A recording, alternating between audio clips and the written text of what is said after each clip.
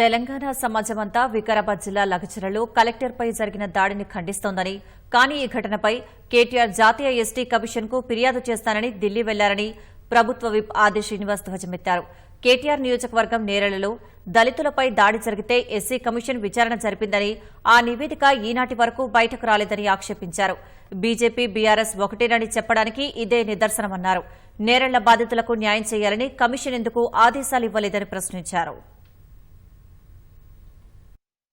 లగచర్ల ఘటనలో జిల్లా కలెక్టర్ పైన జరిగినటువంటి అధికారులపై జరిగిన దాడిని సమాజం అంతా తప్పుపడతా ఉంటే బీఆర్ఎస్ పార్టీ బీజేపీ హడావుడి చేస్తూ ఎస్టీ కమిషన్ కు ఫిర్యాదు చేస్తామని ఈ రోజు ఢిల్లీకి ఏదో కేటీఆర్ బయలుదేరి వెళ్లడానికి ప్రయత్నం చేయడం, భారతీయ జనతా పార్టీకి సంబంధించిన వాళ్ళు కూడా ఎస్టీ కమిషన్ పంపించి ఈ రోజు దాడిని తప్పుపడుతూనే వారిపై చర్యలు ఎలా తీసుకుంటారో చెప్పినటువంటి మాట ఏదో మాట్లాడుతూ హడావుడి చేస్తున్న సందర్భంలో ఒకటి మా ద్వారా ఒక సూటి ప్రశ్న, ఈ రోజు నేరెళ్ల ఘటనలో ఎస్సీలపై జరిగినటువంటి దాడి ఆనాడు బీఆర్ఎస్ ప్రభుత్వ హయాంలో, నేరెళ్ల ఘటనలో దళితులపై జరిగినటువంటి దాడుల్లో ఈ రోజు ఇబ్బంది పడుతున్నటువంటి వారిపైన ఆనాడు భారతీయ జనతా పార్టీ కూడా ఎస్సీ కమిషన్ పేరిట వచ్చారు. ఈ రోజు విచారణ జరిపినారు. ఆ నివేదిక ఇప్పటికి ఎందుకు బయట పెట్టారు అంటున్నా. అంటే బీజేపీ బీఆర్ఎస్ ఒకటే అని చెప్పడానికి నిదర్శనంగా చెప్తున్నారు.